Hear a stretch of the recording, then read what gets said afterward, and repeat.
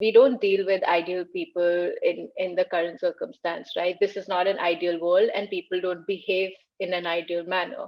So it is assumed that an ideal rational person is usually unmoved by emotions, and external factors don't really impact their decision making.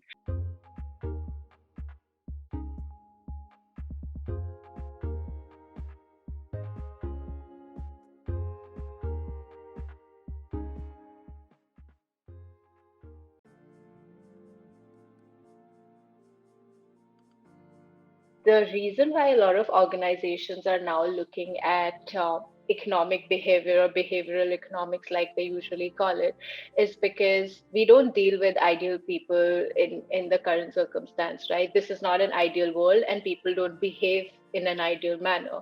So it is assumed that an ideal rational person is usually unmoved by emotions, and external factors don't really impact their decision making, and they basically would take their decisions with blinkers on. But that doesn't happen. Humans are the most unpredictable people. I mean, humans are the most unpredictable in whatever they do, and this is why their decisions are more often than not rational. So organizations are beginning to realize that, and incorporating behavioral economics in their strategy just might just lead to a growth in sales. And that's the entire idea of how behavioral economics might end up affecting sales. I'd start off with giving you a small example. A person's social norms and the way he's been brought up can impact their decisions in a huge manner.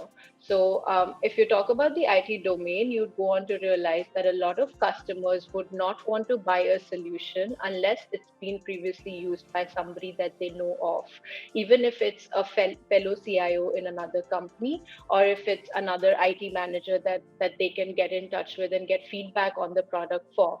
And so the reason why Amazon does so many reviews of the products that are on there is because people love to buy products that have been used before. They need references, they need people to validate what they're going to purchase. Another way in which behavioral economics also sort of impacts sales is the way consumers are beginning to see risk.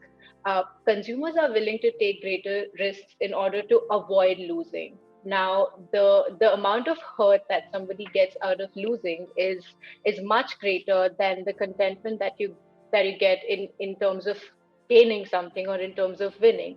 And which is why salespeople are increasingly focusing on highlighting losses that a customer could incur if they don't decide to go ahead with their solution, to be able to avoid having a conversation that is only focused on gains. And so, because we're dealing with imperfect humans here, consumers often try to think harder on a product that promises them to not make losses. So that is another way in which behavioral economics has started to affect sales, more so in the current circumstances, because we're dealing with COVID and we don't know how the world's going to shape up. And so everybody wants to make sure that they have a solution in place that lets them use a particular product in the long run and doesn't really affect their long-term strategy in an adverse manner. Another way in which behavioral economics could affect sales is choice overload. Usually, people love to have multiple choices, but if you're a salesperson, you'd realize that giving too many choices to customers is not a very wise option. Customers are less likely to buy your solution if you give them multiple options, because then they don't know what to go with, and they might just decide to go ahead with status quo. And so, taking into consideration people's behaviors and the ambiguity in their behaviors can help you propel your sales career if you try and understand the nitty-gritties of people's inherent behaviors and use and make due considerations of them, and then make a sale. You're most likely setting yourself up for success.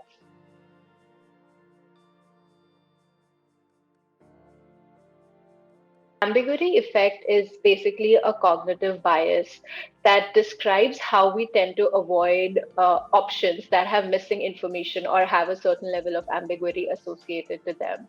Let's take an example. for example, you were to buy a robot vacuum, there's a lot of robot vacuums coming up in the market now. People don't want to do, people are home 24/7 now, and they don't want to do all of these chores by themselves.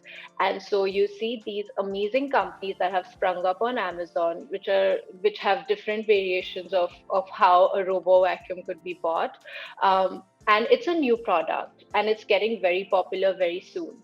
And there are multiple vendors that are coming up with their own versions. Now, imagine if you were to go on Amazon and buy this product, and you see two vendors who are giving more or less the same product, but one vendor is relatively cheaper vis-a-vis the other one, but has no reviews on Amazon whatsoever.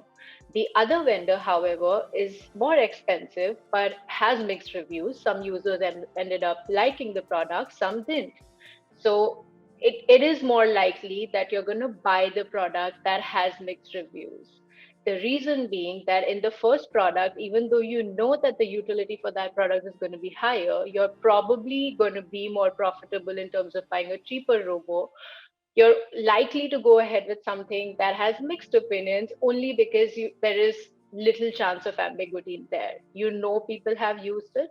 You know, some people have had good experiences. So I might as well be the one who's going to end up liking it. So you'll go ahead and choose the one that has mixed reviews. And what you've done here is that you basically let go of a seemingly viable option only because you didn't want to put your investment at risk. And this is what the ambiguity effect is. It basically, for every salesperson, you're going to deal with this phenomena every time you go into a market with a new product that your company launches. It's going to be a new product. Nobody knows how it's going to turn out. You don't have past references. And there lies a challenge for you to be able to get ahead of this ambiguity effect in the minds of your customers and make a sale keeping in view this phenomena in their mind.